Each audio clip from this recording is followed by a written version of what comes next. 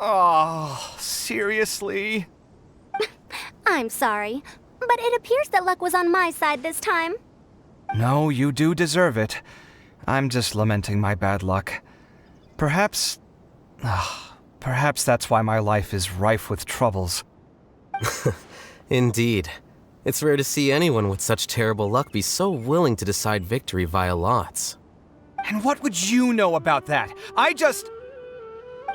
We can save bickering for later. Record the points under Farazan, and that'll finally bring the first round to a close. The second round will be held in the desert. We'll be moving our commentator stand over to Aru Village. Let's meet up in Aru Village once everything is ready. I'll announce the details of the second round then. Till then, you have some free time. I'm off the clock at this point, so it's farewell for now. Wait, Alhaitham! You... Don't be upset, Kaveh.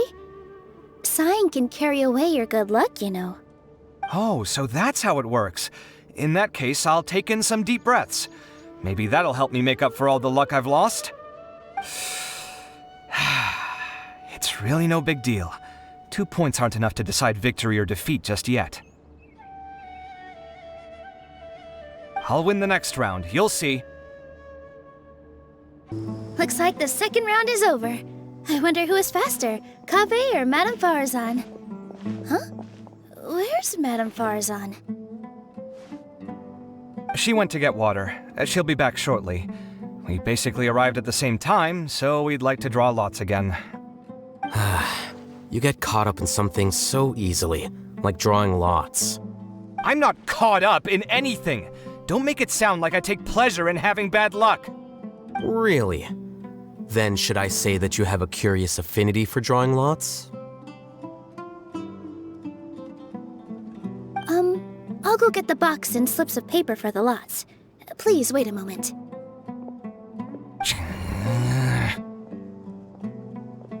Oh, here we go again. Let's see how I fare.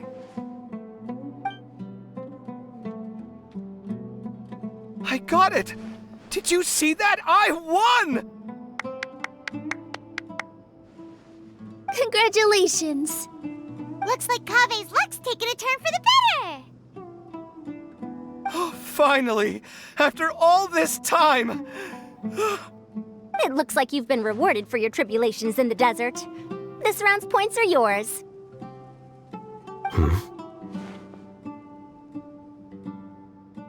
And with that, our second round is done. Cyno, Layla, and Kaveh are our victorious contestants. We didn't hear a peep when we first knocked. We thought no one was home. Well, I can't be too careful. If someone from the academia came here looking for Alhaitham, and I opened the door for them without thinking, before long the whole city would know that I'm living here. You're pretty conscientious about this, huh? So, what happens if someone comes inside looking for him while you're at home? It's fine, as long as I stay in my own room. Anyway, why would someone just barge in here looking for him? Most people have better things to do. Fair enough. So do you know where he is at the moment? What do you think? Who knows what he does in his free time? All that matters to me is that he's out of the house. I wouldn't call it that. He's just incapable of saying anything pleasant at all. I told him how the second round went. I won the lot draw, remember? Because of good karma, of course. My luck's on the rise. But him, being him... Oh, you wouldn't believe what he said after I was done talking! You're always quick to remind me that you're my upperclassman, and yet you do not problem solve in the manner becoming of an upperclassman. This begs the question of why we attach prestige to seniority at all. What does he mean, manner becoming of an upperclassman? What, am I supposed to earn the title of upperclassman now? And he didn't stop there. He said, I'd encourage you to reflect on why you've ended up having to rely on luck every round. Frankly, it's incomprehensible to me how you've managed to make it to this age without acknowledging the proverbial elephant in the room of your life. Yeah, that does sound like something Alhaitham would say. I've had it with him. Every time I talk to him, it's the same way. He finds a way to infuriate me every single time. Anyway, the disdain is very much mutual between us, so I'll be moving out as soon as possible. I'm actually packing my things right now. He'll have to get used to doing his own cleaning and tidying from now on. See those perfectly hung paintings on the walls? They're coming with me too. If his life wasn't utterly devoid of artistic sensibility already, it certainly will be after today. Wait, you're moving out already? But the competition isn't even over yet. How can you afford it? Well, obviously I can't just yet. I'm just packing early to get ahead of the game. I've got my new place picked out already. The moment I have my hands on the prize money, I'm going to buy it and move my things right in. It'll take me 3 days tops to move out of here for good. I now know what I have to do to achieve this goal. No matter what happens in the third round, I will win. I will emerge triumphant. You'll see. Sachin's words can only cause pain.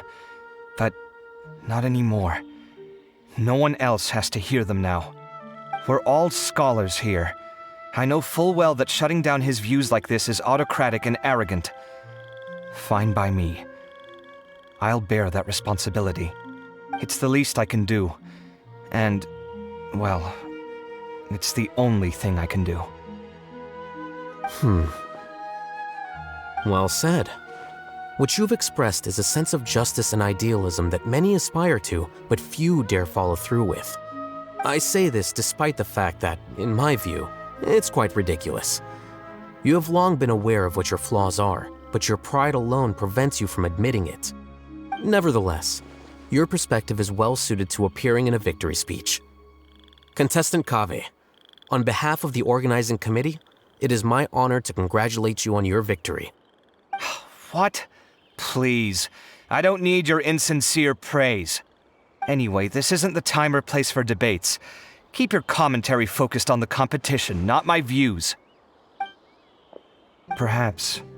I just think that if you accept someone else's things, you should honor their wishes. That's a good thing. It means that you have integrity. Thank you, oh my god, thank you. See, you get me, Kale. It's a good thing Alhaitham isn't here right now.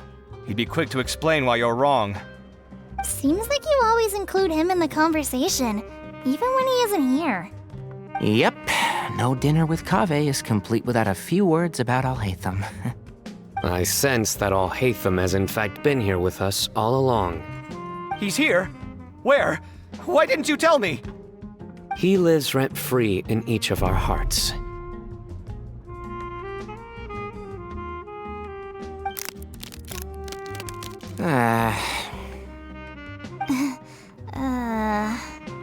Oh, that was horrifying.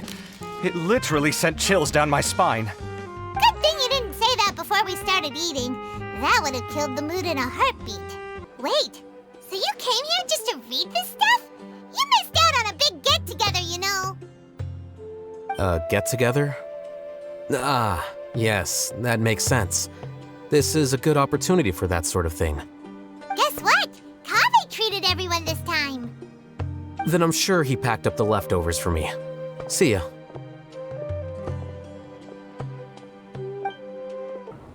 Where were you while the rest of us were eating together? I don't recall being obligated to report my whereabouts to you. Did you go find another hidey hole to read in? You need to change your ways, you know. You can't survive on books alone. Surviving on meals paid for by you would be harder still. You? Whatever. It doesn't take a genius to guess what you've been up to. You were investigating Sachin, weren't you? It was obvious from your notes. However, I don't believe his research alone would have been enough to pique your interest. His way of doing things is disturbing, while you... Well, to be fair, your philosophy disgusts me too, but you and Sachin are nothing alike. I don't imagine your views intersect at all. Egoism and nihilism are not the same thing. My personal interests aside, Sachin's legacy is not entirely meaningless. He conducted experiments on a great scale and left his findings behind. Also, thanks for the compliment, but I'm actually just passing through. I didn't come here for the conversation. Well, not this one at least. What do you mean? What topic of conversation could be more sacred among scholars than the exploration of differing philosophies? Well, based on what I've learned, Sachin and his disturbing way of doing things, as you put it, is very likely to have met your father 20 years ago. What did you say? Wait, so... No, Surely that doesn't mean... So that's why he thought I looked familiar. My father must have gone into the desert due to his influence. I'm afraid so. Good thing I shattered that diadem. From now on, nothing like that will ever have to happen again. The boundaries of knowledge are ever expanding. Someone else will inevitably pick up the same line of research one day, and Vahumana regards it as a reasonable research direction. Oh, not this again. Even if you're right and people are bound to fall into the same intellectual traps, things won't necessarily go the same way again next time. You have to admit that the actions of one individual don't always predict the behavior of the group, and vice versa. Take Sachin, for instance. He's quite an anomaly. And so is the one who stopped him. You. Conflicts of this nature are indeed exceptional, but it will occur again in the future. You said it yourself. The actions of one individual cannot predict the behavior of a whole group. You know that not everyone would have chosen as you did. Even so, I stand by my views. You can forget about trying to convince me. That's fine. We've been arguing over this for years, and I don't hold any hope of you understanding. The issue we're debating has long since moved on from who's right and who's wrong. Thanks for letting me know all this. What? I said, thanks for letting me know. Hey, stop acting like you didn't hear me. You're doing this on purpose, aren't you? They say that earnest thanks should be given thrice, so one more time, please.